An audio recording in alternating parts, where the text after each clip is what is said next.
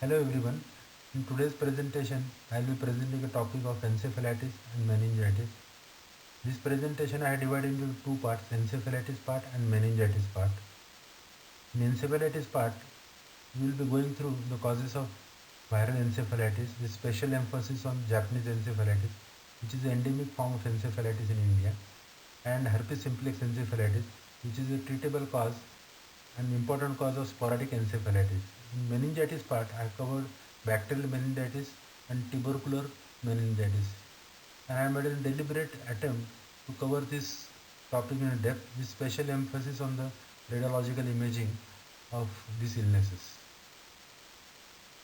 The learning objective of this presentation are to learn about presentation of encephalitis, etiology of encephalitis, various patterns on imaging and its management. With special interest with Japanese encephalitis and herpes simplex encephalitis. And second topic we will be going through is bacterial and tubercular meningitis and their clinical features, various patterns on imaging, and the diagnosis of bacterial and tubercular meningitis, and the management of bacterial and tuberculous meningitis. Viral infection of central nervous system can result in clinical syndrome which ranges from aseptic meningitis to encephalitis. Encephalitis is a syndrome characterized by altered mental state and various combination of acute fever, seizures, neurological deficit, and cerebrospinal fluid pleocytosis, and then neuroimaging abnormality and electroencephalographic abnormality. The meningitis versus encephalitis. The presence of or absence of normal brain function is important distinguishing feature between encephalitis and meningitis. However, this distinction between two entities is blurred as in some cases pathological process tends to involve both, hence called as meningoencephalitis. Viral encephalitis can be either primary or post-infectious, that is, which occurs after infection has resolved. Primary infection is characterized by the viral invasion of central nervous system. Viruses can be identified on the culture of brain tissue or by electron microscopy or seen as an inclusive body on light microscopy.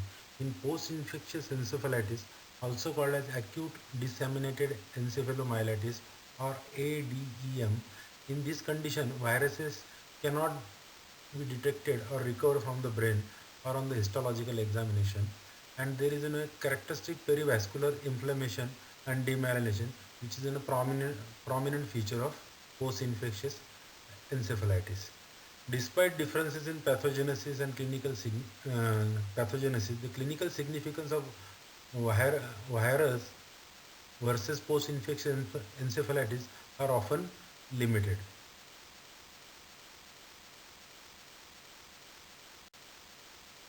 Wide variety of viruses can infect central nervous system, and most of the viruses are capable of either causing meningitis or encephalitis. A common cause of sporadic encephalitis is a herpes simplex virus type 1. It is important to diagnose this condition because it is treatable with early therapy if initiated.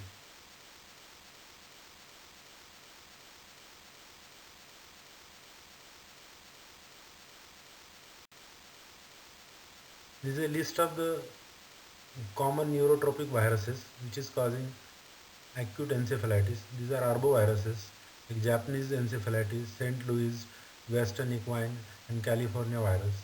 Then herpes virus family. This, this includes varicella zoster virus, Epstein-Barr virus, cytomegalovirus. Then rabies virus, coccic virus, ecovirus, parainfluenza virus. And other miscellaneous viruses are mumps, measles, rubella, lymphocytic choriomeningitis. The clinical clues to get about etiology of the this viral encephalitis is if a person has gotten a skin rash, it's likely that patient has a coccic virus or ecovirus is responsible. The patient has preceding upper respiratory tract symptoms, which are common with the influenza and respiratory syncytial viruses. Then if patient has got mumps, which will present with either unilateral or bilateral parotiditis, and uh, pancreatitis or orchitis or uveitis in the female. So one can suspect these associated features are there. One can suspect mumps encephalitis. Then person has got a characteristic skin lesion, uh, which is suggestive of chicken pox, measles, rubella. Then one can suspect patient has got an encephalitis related to these viruses. Uh, Another clinical clue is biphasic febrile pattern, which is commonly seen in arboviral encephalitis. The next clinical clue one can get from geography or animal exposure, which can give additional diagnostic clue of etiological agent. Example, Nipah virus encephalitis may be associated with exposure to the pigs and bats. Some additional or more clue one can get. The person has a flaccid paralysis or polio presentation that evolves into encephalitis strongly suggests possibility of West Nile infection. In fact, it has been misdiagnosed as a Guillain-Barré syndrome. In our context, if person has visited this geographical area, then one can suspect this. Then tremors of eyelid, tongue, lips, extremities may suggest possibility of St. Louis encephalitis or West Nile encephalitis in appropriate geographical location or with the travel history. The finding of hydrophobia, aerophobia, pharyngeal spasm, hyperactivity suggests encephalitis due to rabies. A typical presentation of rabies or unusual presentation are seizures, cranionopalsy, and myoclonus.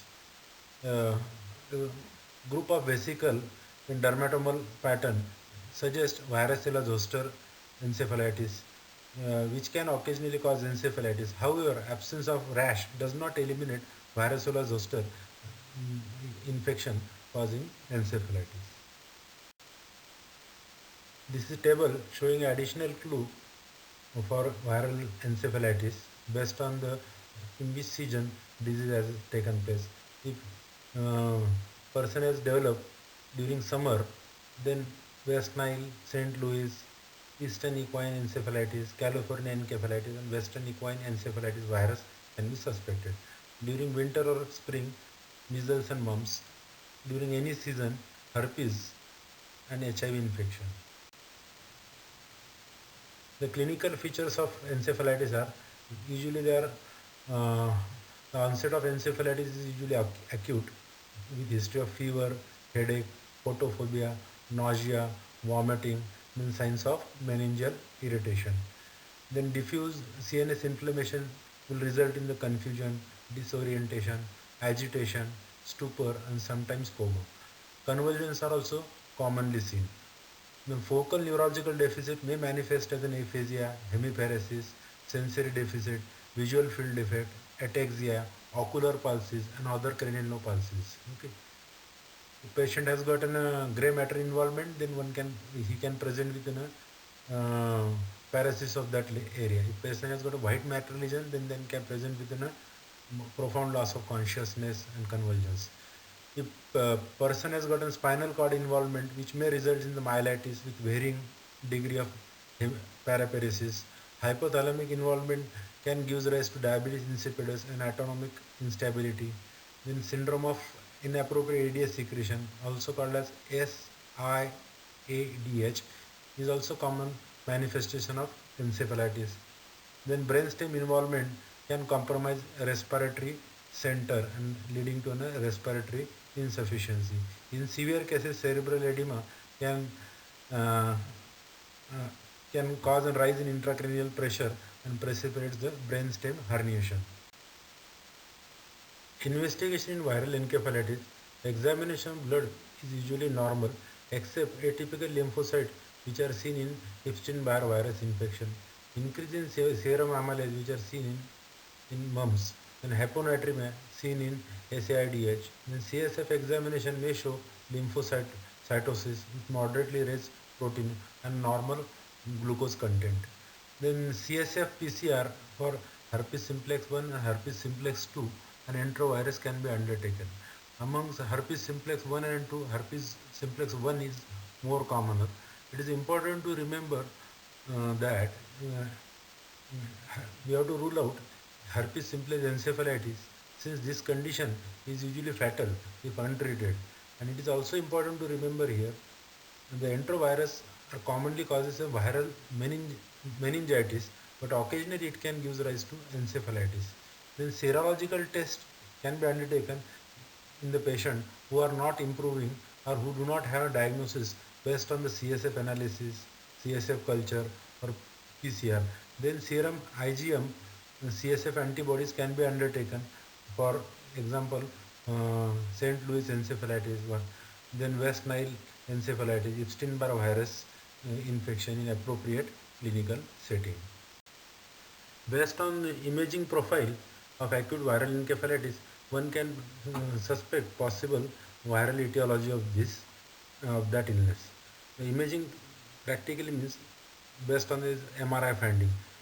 The imaging can be divided into either focal or maybe generalized involvement. If there is focal involvement and if there is a temporal lobe involvement, then herpes simplex virus, then varicella zoster virus, enterovirus, Epstein-Barr virus, human herpes or influenza virus can be suspected. If there is a cerebral involvement, then Epstein-Barr, entero, rota, adeno or hepatitis C virus can be suspected.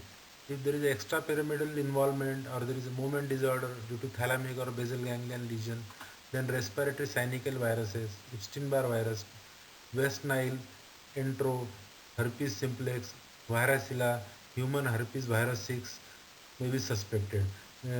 Or you can suspect subacute sclerosing panencephalitis, which is seen in post-nasal, which is seen as a post-nasal complication. If there is hydrocephalus, the enterovirus, parainfluenza virus, or adenovirus can be suspected as a possible cause of viral encephalitis. If imaging profile reveals there is a generalized involvement consisting of multiple white matter lesions, then possible viral causes are enterovirus, adenovirus, influenza virus, West Nile, HIV, Epstein-Barr, varicella, and herpes simplex virus, then subacute sclerosing panencephalitis, which is a complication of measles, then human metapneumonia virus and rotavirus can be suspected. If there are intractable seizures or refractory seizures, enterovirus, Epstein-Barr, rota, adeno, herpes simplex, or human herpes virus 6 can be suspected. If there is a new onset of psychosis, then hepatitis C, herpes simplex virus, varicella, entero, rabies, or influenza virus can be suspected. If there is generalized involvement and there is a diffuse cerebral edema, influenza AB virus, then varicella zoster virus, enterovirus, herpes simplex virus, human metapneumonia virus can be suspected. If there is a recurrent or chronic inflammatory CNS disease, then you have to think of non-viral causes. If seizure is present with rapid recovery in Epstein-Barr virus, enterovirus, adenovirus, influenza and A and B virus can be suspected. These are various MRI pattern in viral encephalitis. The first image is showing there is increased signal intensity in thalamus and lentiform nuclei in the patient with West Nile disease. It is also, one can remember, thalamic involvement is in Japanese encephalitis also. The second image is showing frontal opercular infarct in the patient with varicella zoster virus vasculitis, and there is a periventricular white matter pre-existing changes also. In third image, there is increased signal intensity in right temporal lobe, which is seen in the patient with herpes simplex encephalitis. And this fourth and last image is showing increased signal in the cerebral hemorrhage, more in the left than right, in the patient with cerebralitis, possibly because of Epstein-Barr virus. Treatment of acute viral encephalitis. There are no specific treatment for most of the central nervous system viral infection except herpes simplex encephalitis, which is treated with acyclovir 10 mg per kg intravenously. Commonly used dose is 500 mg 8th hourly for 14 to 21 days. Then raised intracranial pressure, commonly treated with mannitol 20% solution over a period of 20 minutes. Then every 4 or 6 hourly. Then steroid IV dexamethasone 8 milligram bolus followed by 4 milligram 8th hourly. However, none of them have been shown well established benefits. Then anticonvulsants can be given prophylactically, and the drug of choice are phenytoin and carbamazepine. Now we'll move on to the specific acute central nervous system viral infection. We will be reviewing two central nervous system infection important from Indian context. There is Japanese encephalitis and treatable herpes simplex encephalitis. Japanese encephalitis is caused by virus and transmitted in a zoonotic cycle involving mosquito and vertebrate, uh, which are amplifying hosts. They are primarily pigs and wading birds. Humans are incidental and dead-end hosts. Incubation period of Japanese encephalitis is 5 to 15 days. Initial symptoms are usually non-specific, which may include fever, diarrhea, rigors, followed by headache, vomiting, and generalized weakness. Over next few days, mental changes starts, followed by focal neurological deficits, including paralysis, hemiplegia, tetraplegia, cranial palsy, and or movement disorder develops.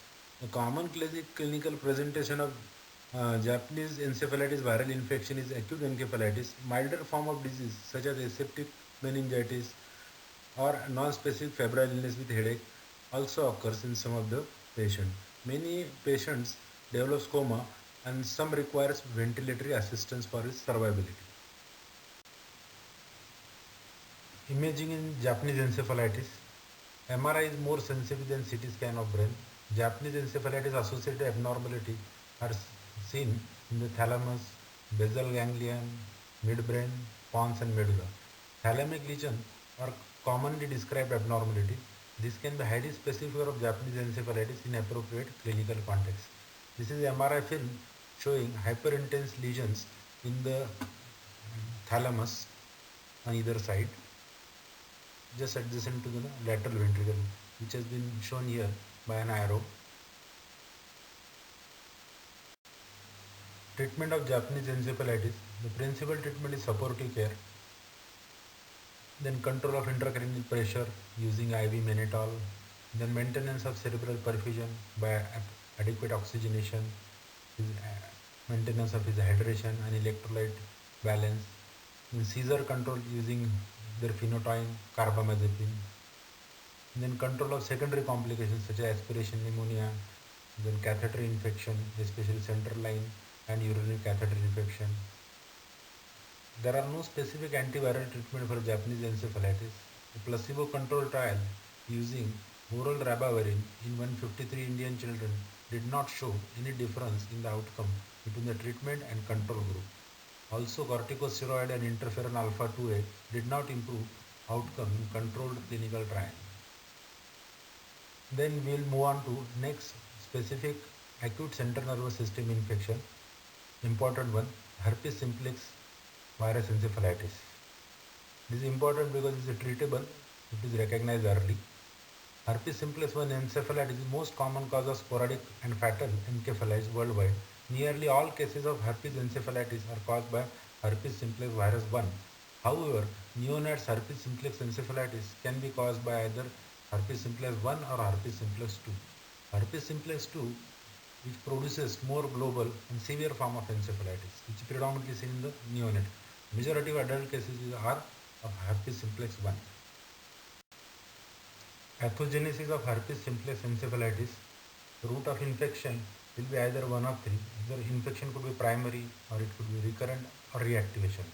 The first route is following episode of primary oropharyngeal infection by herpes simplex 1 virus.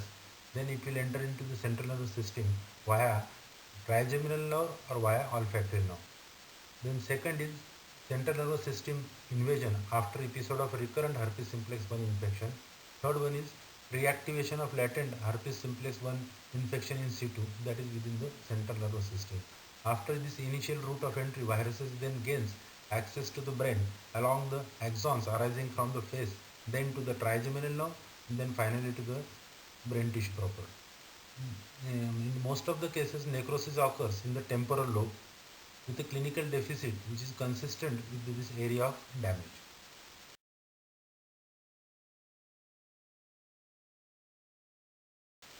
After initial entry of viruses into the brain, subsequent pathogenesis of herpes simplex encephalitis is not fully understood. It is felt that both direct virus-mediated and indirect immune-mediated mechanism plays an important role in producing central nervous system damage. Okay, it can be because of the direct virus-mediated or because of the immune-mediated. Much of the brain damage from herpes simplex infection is caused by immune-mediated. So the immune-mediated damage is a dominant aspect in the pathogenesis. The evidences which supports immune-mediated damage in pathogenesis of herpes simplex encephalitis are: herpes simplex encephalitis is not common amongst immunosuppressed person, and it has a slow course and mild histological changes in immunosuppressed individual. Second evidence which supports immune-mediated mechanism is focal encephalitis lesion, which shows viral specific T cell mediated inflammation. Third evidence which support immune-mediated mechanism is animal models have demonstrated a correlation between the production of cytokines and nitric oxide and brain injury. The fourth evidence which supports immune-mediated insult is in retrospective study IgA, IgG, IgM antibodies were detected in the serum or in the CSF against NMDAR receptors, that is N-methyl D-aspartate receptors of the brain. Clinical features of herpes simplex encephalitis are: focal neurological findings are usually acute in onset, that is less than 1 week in duration, consisting of altered level of consciousness, cranial nerve deficits, hemiparesis, dysphagia, aphasia, ataxia. Then focal seizures are seen in 90% of the patient and presence of fever. Other clinical features are urinary and fecal incontinence, aseptic meningitis, localized dermatomal rash, Guillain-Barré syndrome-like presentation, behavioral abnormality such as hypomania, Kluver-Bucy syndrome. That syndrome is characterized by overeating and hypersexuality. This occurs as a result of damage to the medial aspect of temporal lobe and varying state of amnesia. Imaging studies in the herpes simplex encephalitis. The characteristic lesions are temporal lobe abnormalities on the brain imaging, considered as a good evidence for herpes simplex encephalitis. Temporal lobe lesions predominantly are unilateral and may be associated with the mass seizure. In this image, one can see there is a hyperintense lesion in the temporal lobe, and there is a bit shift of midline also, and effacement of sulci and gyri, indicating there is a cerebral edema. These are the additional images of MRI in the patient with herpes simplex encephalitis. In upper panel is showing MRI images of the brain of a patient of herpes simplex encephalitis 2 days after his illness. You can note abnormal signals were seen in right temporal lobe and insular cortex. In the lower panel is showing abnormal signals that are spread to the left side at 15th day after his hospitalization. CSF typically will show lymphocytic pleocytosis with increased number of erythrocytes, which is seen in 84% of the patient, and rise in the CSF protein level. CSF may be normal in the early course of illness and person who is taking TNF alpha inhibitors. Gold standard test for establishing herpes simplex encephalitis is detection of herpes simplex virus DNA in the CSF by PCR method. This test is extremely sensitive of 98% and specificity of 94 to 100% and is positive during early course of illness. Treatment of herpes simplex encephalitis. You should begin with an empirical therapy with IVA cyclovir as soon as you suspect and before awaiting your laboratory confirmation, which consists of using injection acyclovir 10 mg per kg every 8th hourly. Typical dose is 500 mg 8th hourly. Duration of treatment should be 14 to 21 days in immunocompetent person. Mortality is 20 to 30% even with the timely diagnosis. The morbidity is due to antegrade amnesia, features of KBS, that is Kluver-Bucy syndrome consisting of excessive eating and hypersexuality, then severe cognitive impairment and post-encephalitic syndrome. There is another rare entity one can develop is called as autoimmune encephalitis. It is mediated by autoantibodies against N-methyl D-aspartate receptor that is NMDAR receptor. The hallmark of this condition is predominantly produces neuropsychiatric changes, decreased level of consciousness, seizure, dyskinesia, including choreoathetosis, and autoimmune instability. Now we'll move on to the next topic after encephalitis, to the next topic, meningitis. First, we'll see bacterial meningitis. Bacterial meningitis is invasion and subsequent inflammation of pia and arachnoid matter and exudation of cerebrospinal fluid in the subarachnoid space. The incidence of bacterial meningitis is 4 to 6 cases per 1 lakh population. Pathogenesis of bacterial meningitis.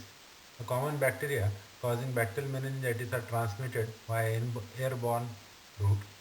Bacteria after colonization in the nasopharyngeal mucosa secretes a protease enzyme that breaks down the protective mucosal barrier, allowing bacterial attachment to the nasopharyngeal epithelium. After attachment of bacteria, then invades the adjacent intravascular space and then gains access into the bloodstream and finally enters CSF through choroid plexus of the lateral ventricle to the point where the blood-brain barrier is weak. Once bacteria reaches CSF, then they can multiply rapidly because host has humoral defense mechanism in CSF which is deficient one. This in short pathogenesis of bacterial meningitis. After initial nasopharyngeal colonization, then there is nasopharyngeal epithelial invasion which is followed by intravascular multiplication and bacteremia which is followed by an invasion of meningeal vessels, then crossing of blood-brain barrier, and then bacteria enters into the CSF. Then bacteria survives in the CSF and there occurs a multiplication of organism into the cerebrospinal fluid. These are the characteristic features of some common causes of bacterial meningitis. Neisseria meningitis, site of entry, nasopharynx, seen in all ages, predisposing factor usually none or rarely in a person with complement deficiency.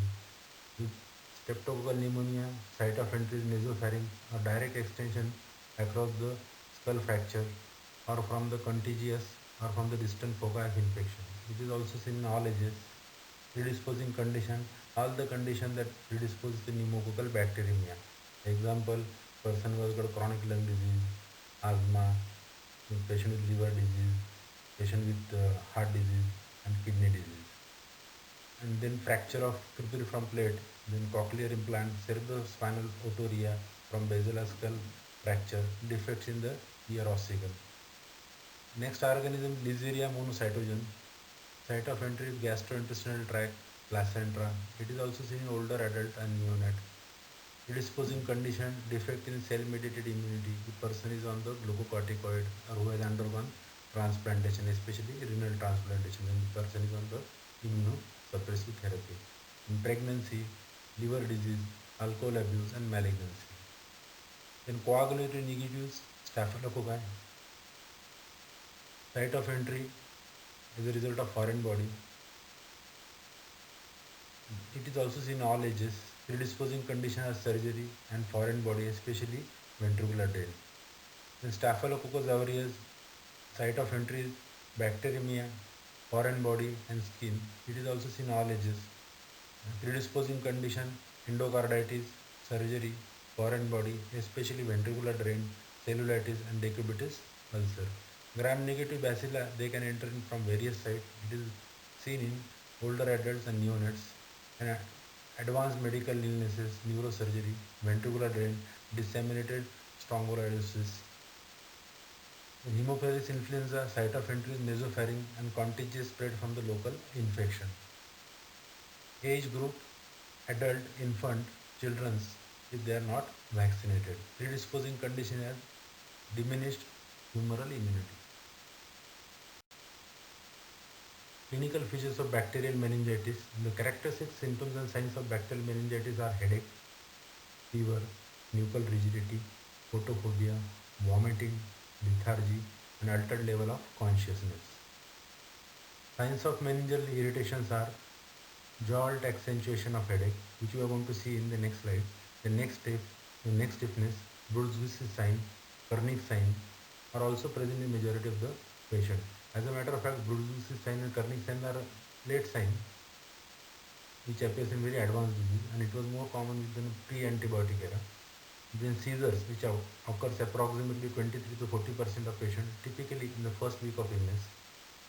Then focal neurological sign, which occurs as a result of complications of bacterial meningitis, which is seen in 15 to 28% of patients and are caused by cortical venous thrombosis as a result of thrombophlebitis, then cerebral artery vasospasm, then subdural empyema, and rarely brain abscess. Late nerve uh, involvement, which is common during early illness or during late course of illness, which results in the hearing. As a matter of fact, some of the patients do have on the presentation some hearing loss, or it may occur as a complication of during treatment or after the treatment of bacterial meningitis. In sixth and seventh nerve, cranial nerve palsy also can occur during early and late course of the disease. Okay. Then lastly, the clinical signs which indicates raised intracranial pressure. This table is showing various signs of meningeal irritation, the manner, interpretation of positive test, and comment about it. The first test is jolt accentuation of headache. The maneuver we have to carry out is ask the patient to rotate his or her head horizontally 2 to 3 times per second. Positive test is when person experiences exacerbation in his or her headache on this maneuver. It has 20%, 21% sensitivity and 82% specificity in one study. There is another study which is saying there is around 91% sensitivity of this maneuver. The next test is neck stiffness, also called as nuchal rigidity. Maneuver is passive or active flexion of neck. Positivity test is inability to touch the chin of a patient to his chest. It has 13% sensitivity and 80% specificity in one study. This sign is also seen in subarachnoid hemorrhage. The next sign is Kernig sign. The maneuver you have to carry out is place the patient in supine position with hip flexed at 90 degree. Attempt to extend the leg at the knee. The positive test is when there is a resistance to the extension at the knee more than 135 degree, or there is a pain in the lower back or posterior thigh. It has 22% sensitivity and 97% specificity in one study. It is a late sign of meningitis or meningeal irritation, and it was common in pre-antibiotic area. And the next sign is Brudzinski sign. Place the patient in supine position and passively flex head toward the chest. Test is said to be positive when there is a flexion of a knee and hip of the patient. It has 2% sensitivity and 98% specificity in one study. It is also late sign, and it was common in pre-antibiotic area. Amongst these, most sensitive test is jolt accentuation of headache followed by neck stiffness. This is management algorithm for adult with suspected meningitis. If there is suspicion of bacterial meningitis, if the person is immunocompromised, there is history of CNS disease, or new onset of seizure, papilledema, altered consciousness, or focal neurological deficit. These these findings are there, then you can obtain blood culture immediately. Then begin with empirical dexamethasone and antibiotic therapy. Then you undertake the CT scan of the brain. If there is contraindication, look for the contraindication of lumbar puncture. If it is present, then you continue antibiotic dexamethasone or consider alternate diagnosis. If there is no contraindication, then perform the lumbar puncture and go to the left descending arm. If these above features are not there, then obtain the blood culture and lumbar puncture. Begin with IV dexamethasone and empirical antibiotic therapy. If CSF findings are consistent with bacterial meningitis, then they are not there, then consider alternative diagnosis. If it is present and there is a positive CSF and the gram staining is present, then continue dexamethasone and empiric antibiotic therapy. And if culture is positive, then you begin with a targeted antibiotic therapy. The neuroimaging should be performed before the lumbar puncture if patient has a focal neurological deficit, seizures, papilledema, coma, or person who is immunocompromised. In In this MRI film, we can note there is diffuse cerebral edema. There are sulci and gyri are effaced. It is not visible. Also, there is meningeal enhancement. So, neuroimaging is vital before you obtain the lumbar puncture. The diagnosis of bacterial meningitis, white blood cell count is usually elevated, shift towards the immature form, then coagulation study for DIC, then serum chemistry, especially look for the anion gap and hyponatremia for SIDH, then blood culture before obtaining before starting antimicrobial therapy, which can be positive in 80 to 80% of the cases. The CSF examination, often CSF exam during lumbar puncture, CSF pressure may be elevated, which is about 200 to 500 millimeters of mercury. CSF may appear turbid because of the presence of blood and bacteria and protein. In untreated cases, white cell count in CSF is elevated, usually in range of 1000 cells per cubic millimeter to 5000 cells per cubic millimeter. Bacterial meningitis usually leads to neutrophilic predominance. Then there is a raised CSF protein concentration. CSF glucose concentration is less than 40 millimeters per deciliter, approximately in 50 to 80% of cases. A ratio of CSF to the serum glucose less than or equal to 0.4 has an 80% sensitivity and 98% specificity. Another important test is serum lactate concentration, which is raised in bacterial meningitis. It is a useful test and quick test to differentiate bacteria from the viral meningitis or aseptic meningitis. CSF culture is positive in approximately 70 to 80% of the patient. This is a protocol for empirical antibiotic therapy. Children less than 3 months, ampicillin plus cefotaxime or ampicillin plus aminoglycoside. Between 3 months to less than 18 years of age, vancomycin plus third generation cephalosporin.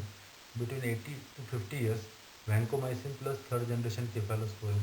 Above age of 50 years, vancomycin third generation cephalosporin plus ampicillin. Ampicillin is added here to cover up the Listeria monocyte. If person is immunocompromised, then ampicillin plus ceftazidime.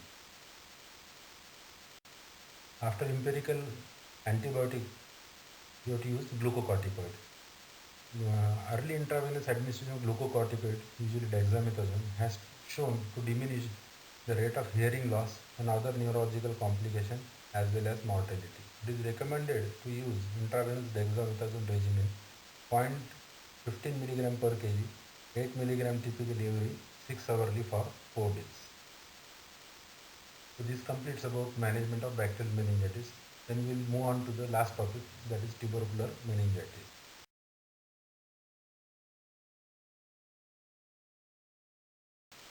Tubercular meningitis is an important topic from Indian perspective. Tuberculosis can affect any part of central nervous system, including the meninges, brain, and spinal cord. Tubercular meningitis is the most common form of neurotuberculosis, seen in about 70 to 80% of all cases. Pathogenesis of tubercular meningitis. Neurotuberculosis develops during bacillemia following a primary infection or as a result of a reactivation of tuberculosis. Scattered tubercular foci called as tubercles are formed in the brain, meninges, or in the adjacent tissues. The spillage of tubercular bacilli and tubercular protein into the subarachnoid space produces an intense hypersensitive reaction in the subarachnoid space, giving rise to the inflammatory changes that are most marked at the base of the brain. Three features which will dominate pathology and will explain the clinical feature. They are thick gelatinous exudate at the basal part of the brain, then tubercular vasculitis and hydrocephalus. The first feature which dominates pathology is thick gelatinous exudate, which is most marked at the basal part of the brain, eventually produces a fibrinous mass that encases adjacent cranial nerve and vessels of the circle of Willis. The second feature which dominates the pathological process is tubercular vasculitis as a result of vascular inflammatory changes that leads to vasospasm, constriction of vessel, thrombosis, and occlusion of intracerebral vessels. The next part is hydrocephalus, which we are going to see in next slide. Hydrocephalus eventually develops in majority of the patient with tubercular meningitis. There are two types of hydrocephalus: communicating hydrocephalus and non-communicating or obstructive hydrocephalus. Communicating hydrocephalus results from the extension of inflammatory process to the basilar system and is due to the resistance offered in the CSF circulation and reabsorption. The next second type of hydrocephalus is non-communicating or obstructive hydrocephalus, caused by obstruction to the aqueduct as a result of contraction of exudate surrounding the brainstem or as a result of brainstem tuberculoma at the critical place. The spectrum of neurotuberculosis. Tubercular meningitis is seen in basal area of the brain and spinal cord. Then tuberculoma may be intracranial, parenchymal or extraparenchymal or in the spinal cord. Then tubercular abscess you can see anywhere in the brain and the spinal cord. Then tubercular encephalopathy can present with meningitis or without meningitis. And spinal compressive spinal myelopathy can occur as a result of skeletal tuberculosis.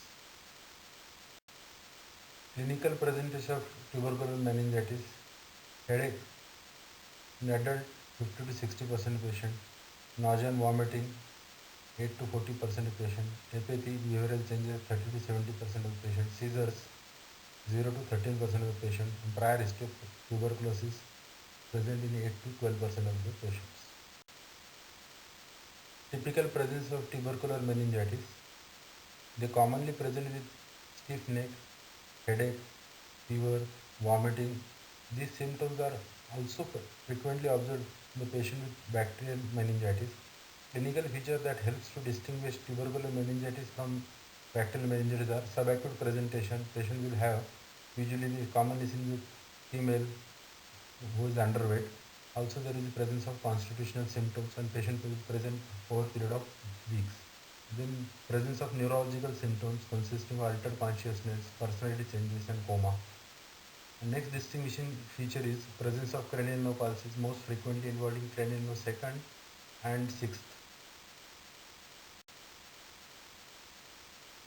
Tubercular meningitis follows three distinct phases. First is early prodromal phase, lasts about 1 to 3 weeks, which is characterized by insidious onset of malaise, lassitude, headache, low-grade fever, and personality changes. Second phase is meningitic phase, which has more pronounced neurological features such as signs of meningism, consisting of protracted headache, vomiting, lethargy, confusion, varying degree of cranial nerve palsy, and long tract signs. Third phase is paralytic phase, develops as the pace of illness accelerates rapidly. Confusion gives way to the stupor and coma, seizures. Often there is a hemiparesis. For majority of untreated patients, death ensures within 5 to 8 weeks of onset of illness. Disease stages of tubercular meningitis based on mental status and neurological findings. Stage 1, when patient is alert, oriented with no focal neurological signs. Stage 2, patient is conscious but inattentive. If there is a confusion, lethargy, there may be mild focal signs such as cranial nerve palsy or hemiparesis. Glasgow's coma scale is 11 to 15. Stage 3 is advanced disease with delirium, stupor, coma, seizures, multiple cranial nerve palsy, and there is a dense hemiplegia. Glasgow coma scale is less or equal to 10. Imaging in tubercular meningitis. These are two images, A and B. Both images are with the contrast. In first A image, you can see arrow which is showing enhancement of basal meninges, and also there is some cerebral edema as sulci and gyri are obscure here. And B images also you can see there is enhancement of meninges as well as there is some cerebral edema because of enhancement of because of the effacement of sulci and gyri. These are various MRI pattern of basal tuberculous exudation. In image A and B, one can see there is a lot of basal meningeal enhancement giving appearance what is called as spider leg appearance. In image C, you can see meningeal enhancement as well as there is a tuberculoma. D, there is a tuberculoma, midline shift and cerebral edema due to effacement of sulci and gyri. And E, there are multiple tuberculomas are visible in brain camera, as well as there is midline shift. In image F, there is a basal exudation as well as one small granuloma is seen here. G and H, tuberculoma as well as midline shift is visible. I is also tuberculoma meningeal enhancement. J and K, in J, you can see the midline shift, multiple tubercular meningeal enhancement as well as a small tuberculoma. And K, you can find that there is hydrocephalus, midline shift and meningeal enhancement. Another complication of tubercular meningitis is hydrocephalus. These are the MRI images showing hydrocephalus. In first A image, lateral ventricle is dilated, fourth ventricle is also dilated. In image B, you can find lateral ventricle is dilated. Then there is of enhancement at the anterior limb of lateral ventricle as well as at the meninges, and there is a cerebral edema due to effacement of sulci and gyra. That is, sulci and gyra are not visible. In image C, ventricle is dilated and there is enhancement at the posterior limb of the lateral ventricle. These are few more additional MRI images. In first image, that is the image number A, one can see basal exudation and hydrocephalus, and in image B, there is a temporal infarct as well as ventriculoperitoneal shunt, which is in situ. After the radiological diagnosis, we will move on to the laboratory diagnosis. The presumptive diagnosis may be made in the setting of relevant clinical or epidemiological factor. CSF typically will be clear or slightly opalescent with raised CSF opening pressure. A moderate lymphocytosis up to 500 cells per cubic millimeter is characteristic of tuberculosis. There is moderate elevation in the CSF protein which ranges from 100 to 500 milligram per deciliter, and low glucose level less than 40 milligram per deciliter. Acid-fast bacilli are seen only in 10 to 20% cases, that too with large centrifuge sample. The next test is ADA, there is adenosine deaminase level of 9 to 10 international unit per liter is estimated to have sensitivity of 79% and specificity of 91%.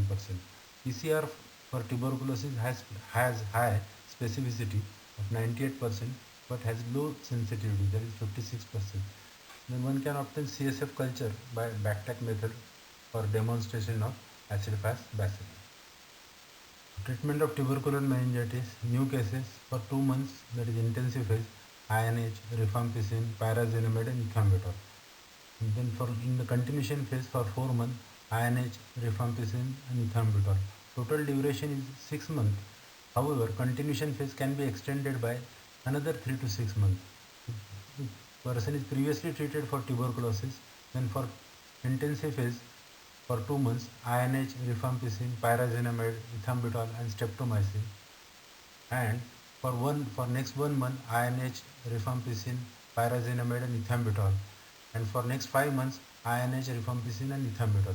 Total duration is 8 months, and continuation phase can be further extended in previously treated patient for 3 to 6 months. Then along with tubercular anti-tubercular drug, one has to use injection or IV dexamethasone. The dose is 6 to 16 milligram per day in 3 divided doses. After patient resumes oral intake, then switch over to prednisolone, that is at a dose of 60 milligram per day or 1 milligram per kg per day. The duration of this steroid therapy is 3 to 6 weeks. It needs to be tapered slowly in last 2 to 4 weeks of steroid therapy. In tubercular meningitis, surgery is primarily undertaken for relief of hydrocephalus by placement of ventriculoperitoneal shunt. So this completes presentation on encephalitis, tubercular and bacterial meningitis. Thank you for your patient hearing.